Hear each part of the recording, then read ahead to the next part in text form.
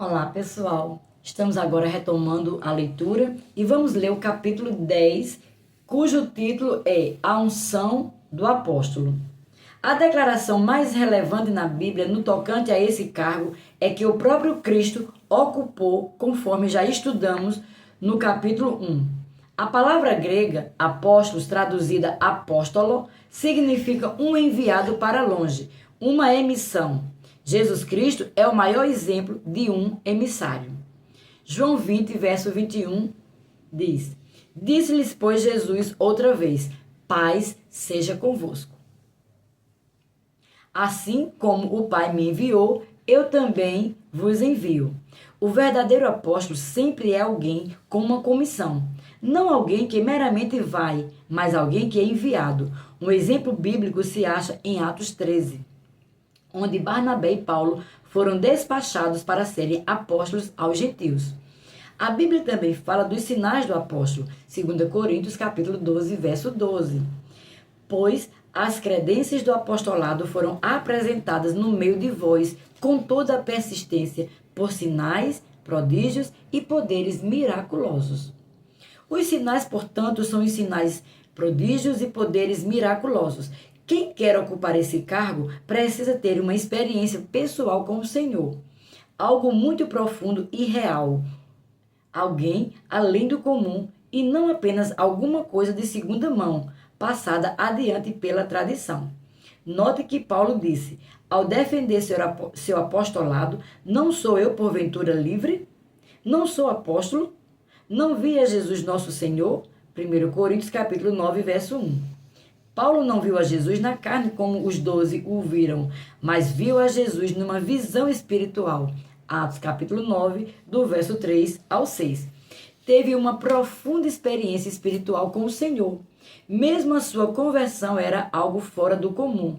Paulo, na realidade, tinha uma experiência espiritual com o Senhor de tamanha profundidade que podia dizer no tocante aquilo que sabia a respeito da ceia do Senhor. Porque eu recebi do Senhor o que também vos entreguei. 1 Coríntios capítulo 11, verso 23. Paulo não aprendeu dos outros apóstolos aquilo que sabia a respeito desse assunto. Recebeu através da revelação que Jesus lhe deu. Nenhum homem ensinou a Paulo o evangelho que pregava. Foi o Espírito Santo quem lhe ensinou. Paulo escreveu: Faço-vos, porém, saber, irmãos, que o evangelho por mim anunciado não é segundo o homem, porque eu não o recebi, nem o aprendi de homem algum, mas mediante a revelação de Jesus Cristo. Gálatas capítulo 1, verso 11 e 12. A obra do Espírito, a obra do apóstolo é deitar alicerces. 1 Coríntios 3, verso 10. Segundo a graça de Deus que me foi dada, lancei o fundamento como prudente construtor, e o outro edifica sobre ele, porém cada um veja como edifica. Efésios capítulo 2, verso 20 diz: edificados sobre o fundamento dos apóstolos e profetas, sendo ele mesmo, Cristo Jesus, a pedra angular. Os 12 primeiros apóstolos lançaram o fundamento da igreja como os primeiros pioneiros e pregadores do evangelho. Além disso, lançaram o fundamento da igreja ao receberem o Espírito Santo. O ministério do apóstolo parece incluir todos os demais dons do ministério. O resultado mais marcante é a capacidade de estabelecer igrejas. O apóstolo tem um equipamento sobrenatural chamado governos, na lista em 1 Coríntios capítulo 12, verso 28. Aqui tem o nome em inglês que é mais ou menos assim. O Eumote traduz poderes de organização. Depois de serem estabelecidas as igrejas, os apóstolos poderão exercer autoridade sobre aquelas igrejas que o estabeleceram. 1 Coríntios capítulo 9, 1 e 2. Existem muitos que se chamam apóstolos que querem dominar e governar as pessoas. Dizem, sou um apóstolo, tenho autoridade, você precisa fazer aquilo que mando. Nos dias do Novo Testamento, os apóstolos podiam exercer autoridade somente sobre as igrejas que eles mesmos tinham estabelecido.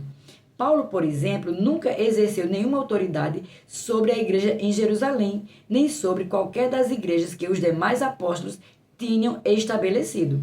Lembre-se, Esses cargos são pelo poder e não segundo o nome. Se não está presente o poder para estabelecer igrejas, as pessoas envolvidas não são apóstolos. O missionário que é realmente chamado por Deus e enviado pelo Espírito Santo é um apóstolo. Em Atos 13, verso 2, o Espírito Santo disse: Separai-me Barnabé a Saulo, entre parênteses, Paulo, para a obra que eu os tenho chamado.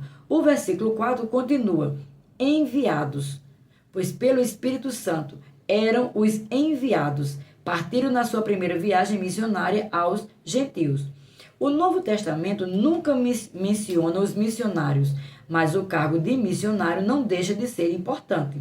Está incluído aqui no cargo de apóstolo. O missionário terá a capacidade dada por todos os dons do ministério. Fará o trabalho do evangelista, levará as pessoas à salvação, fará a obra do mestre, ensinará as pessoas e os firmará na fé, fará a obra do pastor, pastoreará por algum tempo essas mesmas pessoas. Ao estudarmos de perto a vida do apóstolo Paulo, notamos que ele disse que nunca edificou em alicerce deitado por outra pessoa. Esforçava-se para pregar o evangelho onde Cristo ainda não fora proclamado. Romanos 15, verso 20. E sempre permanecia numa localidade assim entre 6 meses e 3 anos. Sua vocação principal não era ser pastor, mas permanecia no local por um tempo suficiente para deixar seus convertidos firmados na verdade antes de ir adiante para outro lugar. Alguns se perguntam se existem apóstolos hoje. Ninguém, nem sequer Paulo, poderia ser um apóstolo no mesmo sentido dos 12 originais. Havia somente 12 apóstolos do Cordeiro. Apocalipse 21, verso 14. As qualificações deles foram delineadas em Atos 1, quando então os 12 selecionaram um apóstolo para ocupar o lugar de Judas Iscariotes. Vemos, de conformidade com os versículos 21 e 22, que para ser um dos 12 apóstolos do Cordeiro era necessário ter acompanhado os 12 apóstolos originais e Jesus durante o período inteiro do seu ministério de 3 anos e meio. Paulo não estava com eles. Além disso, os 12 originais eram enviados para serem testemunhas oculares do ministério, das obras, da vida, morte, sepultamento, ressurreição e ascensão do Senhor Jesus Cristo. Ocupavam uma posição que nenhum outro apóstolo ou ministério poderá chegar a ocupar. Mesmo assim, hoje existem apóstolos no sentido de Barnabé, Paulo e outros terem sido apóstolos. Já vimos na lista em Efésios 4:11, ele mesmo concedeu os uns para apóstolos. Se Deus tivesse tirado esse ministério ou qualquer outro fora dessa lista, a Bíblia deveria nos ter informado que ele os concedeu apenas por um pouco de tempo. Todos os dons do ministério foram dados com vistas ao aperfeiçoamento dos santos, para o desempenho do ministério e para a edificação do corpo de Cristo. Esses dons incluem os apóstolos. O cargo de apóstolo existe hoje graças a Deus. Deus deu os dons do ministério durante qual período de tempo? De conformidade com o versículo 13, todos eles foram dados, até que todos cheguéssemos à unidade da fé e do pleno conhecimento do Filho de Deus, à perfeita varonilidade, à medida da estatura da plenitude de Cristo, para que não mais sejamos como meninos, agitados de um lado para o outro e levados ao redor por todo o vento de doutrina, pela artimanha dos homens, pela astúcia com que induzem ao erro. Efésios capítulo 4, verso 13 e 14. Resumindo, os 4 sinais que procuramos num apóstolo hoje são: 1. Dons espirituais de destaques. 2. Profunda experiência pessoal. 3. Poder e capacidade para estabelecer igrejas. 4. Capacidade de providenciar liderança espirituais adequadas. Se você acha que Deus o chamou para ser um apóstolo, não se preocupe com isso. De qualquer forma, você não chegará àquela altura no início. Paulo não entrou no cargo logo de início. Atos 13:1 diz: havia na igreja de Antioquia profetas e mestres Barnabé, Simeão, Lúcio, Menahem e Saulo. Cada um desses homens ou era profeta ou mestre, ou profeta e mestre. Alguns talvez operem em mais de um cargo, mas ninguém opera naqueles cargos segundo a sua própria vontade. É segundo a vontade de Deus e de conformidade com a unção da parte dele. Barnabé era um mestre.